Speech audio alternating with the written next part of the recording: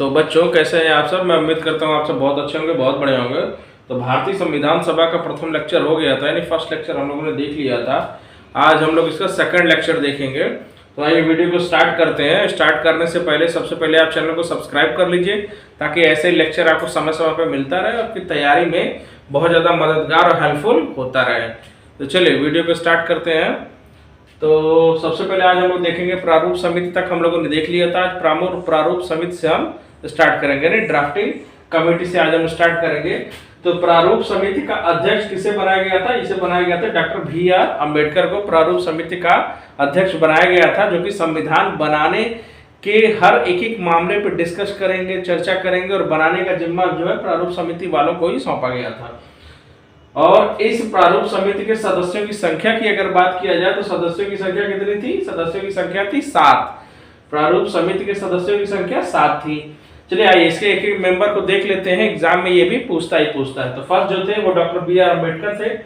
Second जो थे वो N. गोपाल स्वामी अयंगर थे।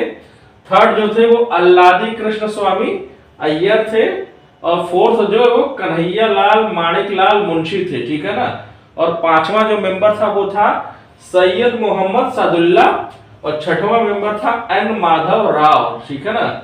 B.L. मित्र के स्थान पर इनको यह जगह दिया गया था, ठीक है ना। B.L. मित्र को पहले आना था तो उनकी जगह पे इनको जगह दिया गया था, यानी N. माधव राव जी आए हुए थे, ठीक है। सातवां देखते हैं, लास्ट सातवां जो है D.P. खेतान, ठीक है ना। तो 1948 ईस्वी में इनकी मृत्यु के बाद T.T. कृष्णमाचारी को सदस्य बनाया गया था, ठीक है ना। D.P. खेतान को बुलाना था, लेकिन 1948 में इनकी मृत्यु हो जाती है और इनके स्थान पे कौन आते हैं? इनके स्थान पे आते हैं T.T. कृष्णमाचारी साहब आते हैं। चलिए एक इंपॉर्टेंट नोट देख लेते हैं कि संविधान सभा में डॉक्टर अंबेडकर का जो पहली बार जो निर्वाचन हुआ था वो बंगाल से हुआ था, ठीक है ना। लेकिन बंटवारे के बाद उनका निर्वाचन क्षेत्र क्या हो गया?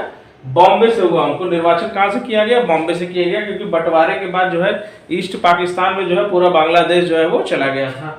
चलिए अब नेक्स्ट पॉइंट देखते हैं कि 3 जून 1947 ईस्वी को योजना के अनुसार देश का बंटवारा हो जाने पर भारतीय संविधान सभा की कुल सदस्य संख्या कितनी रह गई? कुल सदस्य संख्या रह गई 324, जिसमें 235 स्थान प्रांतों के लिए और 89 स्थान जो है यानी 89 स्थान जो है देशी रियासतों के लिए रखा गया था, ठीक है ना। ये बंटवारे के बाद की बात है। चलिए अगला पॉइंट देखते हैं कि प्रारूप समिति ने संविधान के प्रारूप पर विचार विमर्श करने के बाद 21 फरवरी 1948 को संविधान सभा को अपनी रिपोर्ट पेश किया, ठीक है ना।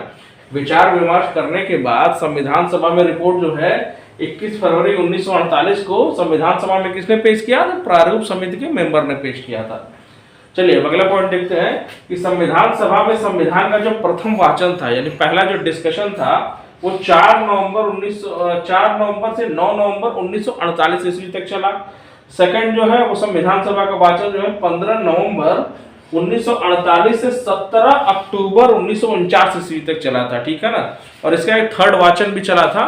तो थर्ड वाचन भी देख लेते हैं कि संविधान सभा में संविधान का तीसरा वाचन जो है 14 नवंबर 1949 से 26 नवंबर 1949 ईस्वी तक चला था, ठीक है। ये तीसरा वाचन है। और लास्ट में यानी संविधान सभा द्वारा संविधान को क्या कर दिया गया? पारित कर दिया गया। आपको पता है कि 26 नवंबर 1949 को संविधान को जो है अंगीकृत कर लिया गया, संविधान को अपना लिया गया था। चलिए अब नेक्स्ट पॉइंट देखते हैं, बड़ा इंपॉर्टेंट है कि संविधान निर्माण की प्रक्रिया में कुल कितना समय लगा था? कुल समय लगा था 2 वर्ष 11 महीना और 18 दिन का समय जो है इसमें लगा था, ठीक है। और संविधान के प्रारूप पर कुल 114 दिनों तक बहस हुई थी। जो डिस्कशन हुआ था संविधान के प्रारूप पर वो टोटल जो है 114 दिन तक इस पर डिस्कशन हुआ था संविधान सभा में। चलिए नेक्स्ट पॉइंट देखते हैं कि संविधान निर्माण में कुल मिलाकर कितने पैसे खर्च हुए थे? तो तकरीबन जो है लगभग 64 से 65 करोड़ के आसपास जो है 64 से 65 करोड़ के आसपास लगभग इतने पैसे जो है संविधान को बनाने में खर्च हुए थे। चलिए अगला पॉइंट देखते हैं कि संविधान को जब 26 नवंबर 1949 को संविधान सभा द्वारा पारित कर लिया गया, तब इसमें कुल कितने भाग थे? तो इसमें कुल 22 भाग थे, ठीक है ना। इसमें टोटल 22 भाग थे, 395 अनुच्छेद थे। और अगर अनुसूचियों की बात की जाएगी तो अनुसूचियां कितनी थी? इसमें 8 अनुसूचियां थी, ठीक है ना।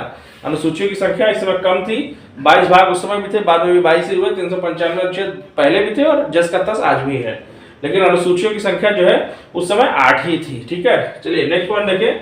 वर्तमान समय में संविधान में कुल 22 भाग, ठीक है, 395 अनुच्छेद और अनुसूचियों की संख्या जो समय 8 थी वो बाद में चल के बढ़ गई। तो बढ़ने के बाद कितना हुई, बढ़ने के बाद जो है ये 12 अनुसूचियां हो गई। 22 भाग 395 अनुच्छेद जस का तस रहे, अनुसूचियों की संख्या बाद में कितनी हो गई, 12 हो गई। चलिए नेक्स्ट पॉइंट देखते हैं, बड़ा इंपॉर्टेंट है कि संविधान के कुल अनुच्छेदों में से कुल 15 अर्थात, ठीक है ना, संविधान में जो 395 अनुच्छेद थे इसमें 15 अनुच्छेद कौन कौन से, 5, 6, 7, 8, 9, 60, 324, 366, 367, 379, 380, 388, 391, 92 और 393 अनुच्छेद को 26 नवंबर 1949 को ही क्या कर दिया गया था, लागू कर दिया गया था। तो ये 15 अनुच्छेद थे, जब संविधान सभा ने संविधान को अंगीकृत कर लिया 26 नवंबर 1949 को, उसी समय ये 15 अनुच्छेद जो है लागू कर दिया गया था देश में। और बाकी कब लागू किया गया वो भी देख लें, कर दिया गया। और बाकी शेष अनुच्छेदों को 26 जनवरी सन 1950 को लागू कर दिया गया। यानी जब हमारा रिपब्लिक हुए, जब हम गणतंत्र हुए, तो जब हमारा संविधान लागू हुआ तो उसके बाद 15 के बाद वाले जितने भी अनुच्छेद थे उनको 26 जनवरी 1950 के बाद जो है लागू कर दिया गया।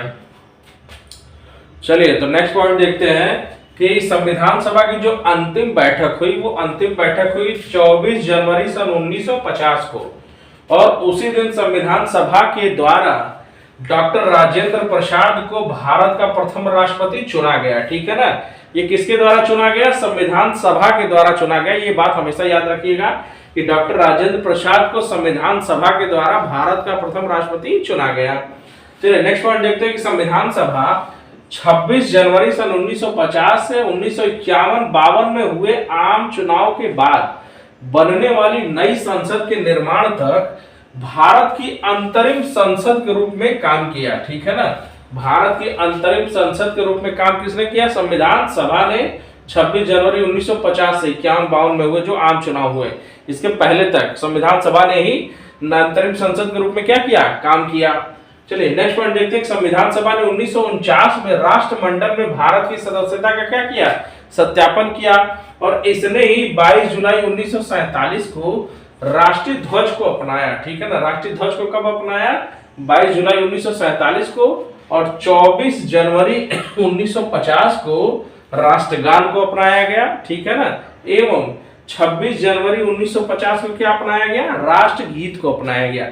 यानी जो हमारी ऐतिहासिक धरोहर की चीजें हैं उसको एक एक करके क्या किया जा रहा है, अपनाया जा रहा है। ठीक है ना, ताकि हम आज भी इसका जो है गुणगान करते हैं, या आज भी जो हम राष्ट्रीय उत्सव मनाते हैं या राष्ट्रीय त्योहार मनाते हैं तो इन सबों का जिक्र जो है हम करते ही करते हैं।